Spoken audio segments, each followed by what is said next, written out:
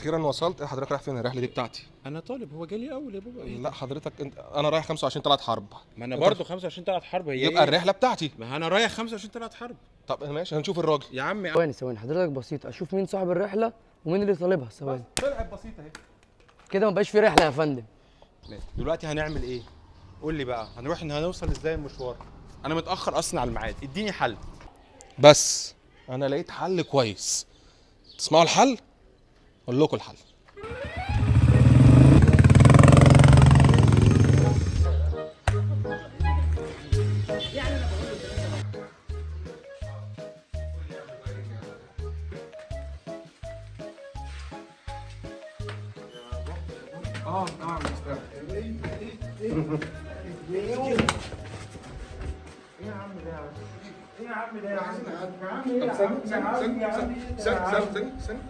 يا عم انت تساب شو ليه؟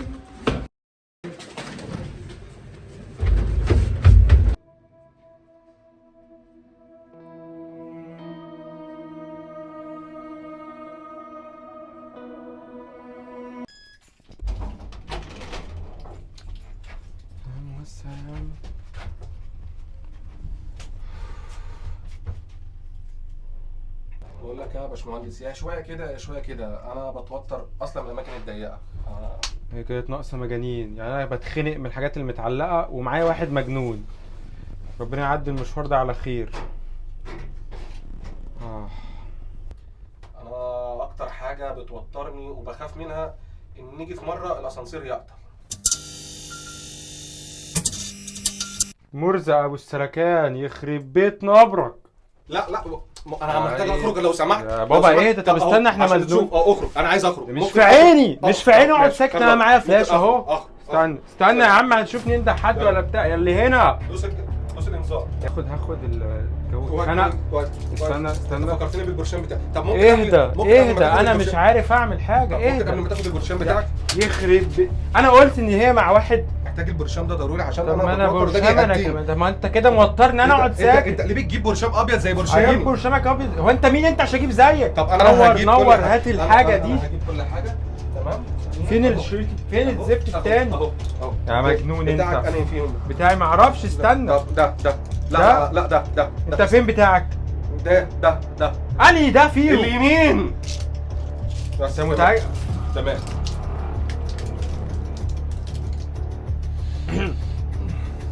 مغير على كل مره يا عم هو بمولتو يا عم. وسع بقى وسع، شوف البتاع ده. اكيد في حل هنا، اكيد في انذار.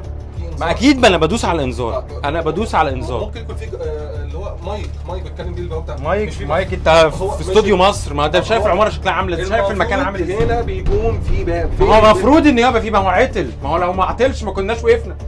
انا بتكلم معاك ليه؟ صح ما اكلم حد. ايه الفكره الغبيه؟ مجنون وخلتني متخلف. عايز اخرج. اكيد انا مش عايز اقعد معاك في المكان المعفن ده. خرجني لو سمحت. شوف استنى هكلم حد يجي يشوفنا. اقعد ساكت. انت مستفز. شكرا.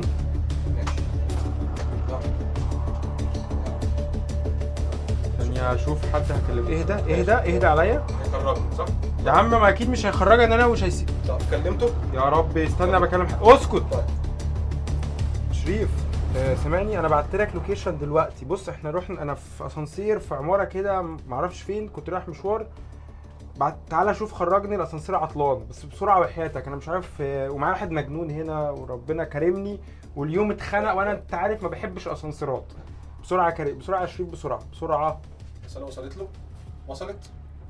طب ما هي لو وصلت هيرد عليا. طب لو بص وصلت. طب شوف وصلت وما وصلتش. ما فيش شبكه. اهدى بس. تعالى هنا ممكن يبقى في شبكه. ولا ما تجننيش. انا كان عندي ميعاد مهم مع بنت دلوقتي. طب ماشي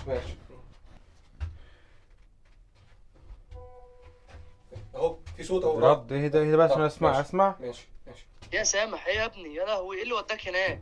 ده الناس كلها بتقول العماره دي مسكونه، ده اللي بيخشها ما بيطلعش. ايه بس انت هتطلع منها ازاي دي؟ ايه؟ اخرس بيقول لك مسك. اهدى عشان انا كده بديت. يعني ايه مسكونه؟ انت بتتكلم بجد؟ يعني احنا هنا محبوسين في المكان المقفول علينا ده؟ في الشبكه يا جماعه. حد يفتح لنا بس. طب اهدى عشان انا مش شايف دلوقتي. يا اخوانا يا اللي هنا افتحوا، حد سمعنا؟ فين؟ فين؟ يا. طب بص ممكن ده يكون بيتفتح من فوق، ممكن يا. ده يكون بيتفتح. يا ناس.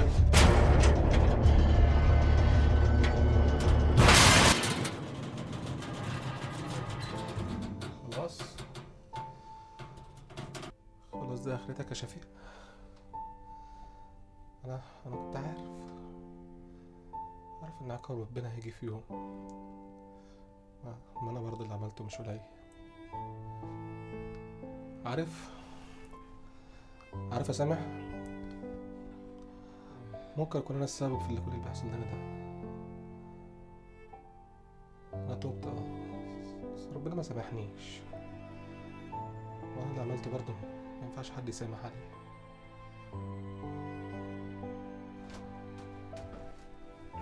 انت عارف ان انا كنت بستعر من ابويا كان راجل غلبان، كان على قد حاله، كان راجل بسيط في لبسه وفي كلامه.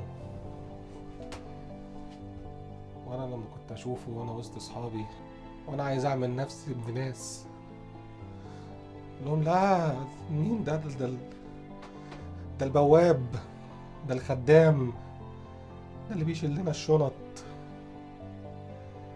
انتوا كتير. انا كنت اوصل البيت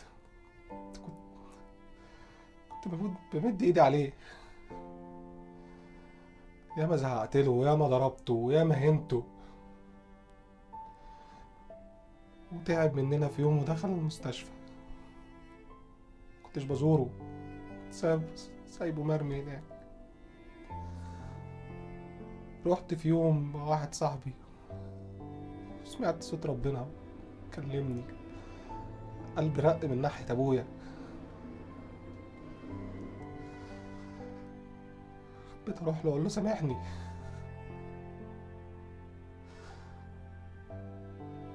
اتحركت ورحت له. تخيل انت بتجري في الطرقة مستعد تروح لابوك تبوس ايده ورجله تقول له سامحني، وفي الاخر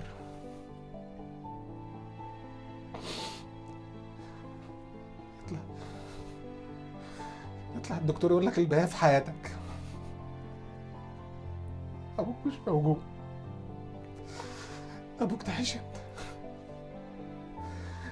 انا ماما غضبانه عنك، غضبانه عليا سامح. ابويا مش مسامحني، واكيد ربنا مش مسامحني. انا اللي بيحصل لي ده شويه، وان كنت هموت انا موافق ان انا اموت دلوقتي، بس قبل ما اموت انا عايز ربنا يسامحني. يا رب يا رب.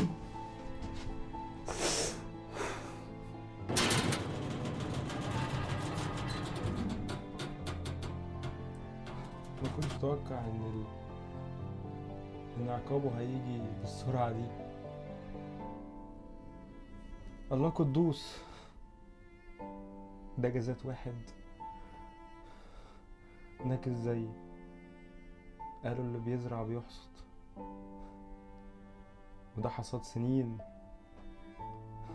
وذنب ناس. لو فاكر ان انت كده غلطت وده جزاتك، فتقريبا انت متعرفش حاجة، متعرفش الغلطات اللي اتعملت.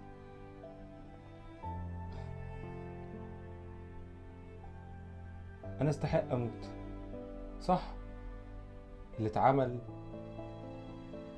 جزاته الموت. كل علاقة عملتها وكل بنت اذيتها عقابها الموت. كل بنت كدبت عليها جزاتها الموت. انا تبت على فكرة، ما تفتكرش ان انا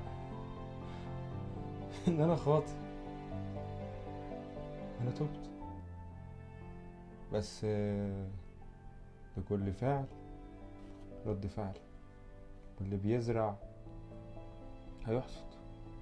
وانا زرعت ارضي نجاسة وعلاقات، بنات كتير اذتهم، بنات كتير مستقبلهم ضاع بسببي. عيل روش بيصاحب ويقضي ليلتين حلوين، شكرا. بس انا تبت. تفتكرش يا شفيق ان انا يعني ما تبتش؟ تبت، بس هو في حساب ما بيدفعش. انا موافق على فكرة ان انا اموت، هو احسن خليه ياخد جزاته من اللي انا عملته.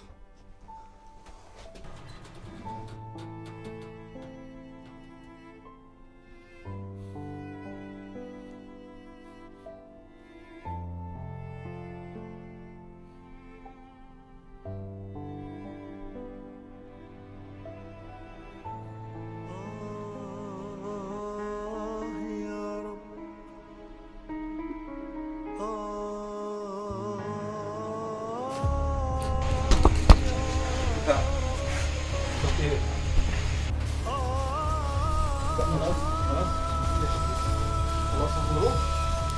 الواير بيتقطع.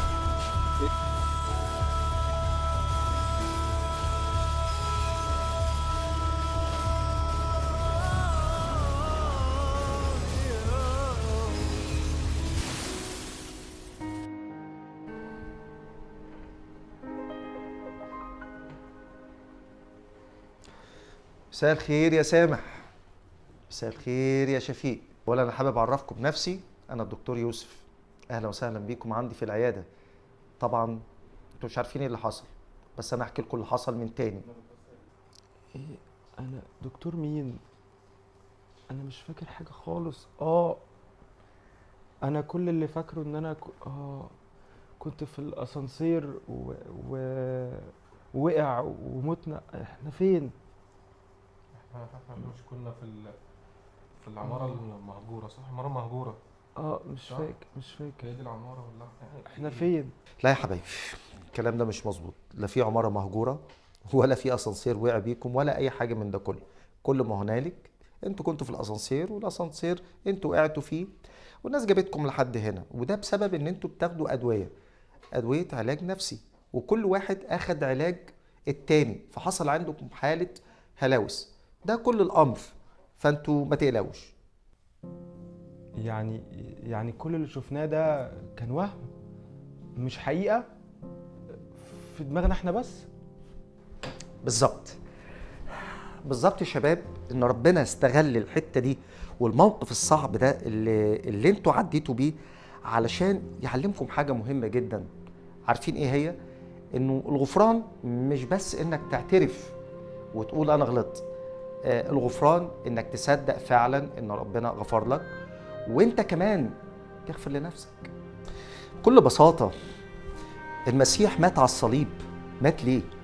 هو علشان يشيل الخطيه بتاعتك، هو علشان انت ما تشعرش بالذنب، هو دفع الثمن بالكامل. انا مش فاهم ليه، يعني هو شال الخطيه وهو دفع الثمن وانت لسه شايل الخطيه بتاعتك. هو غفر وانت مش قادر تغفر. هقول لك تاني، ربنا نسي الخطيه، انت ليه لسه فاكرها؟ سيبها، شيلها وشايلها ربنا. خلي قلبك يرتاح.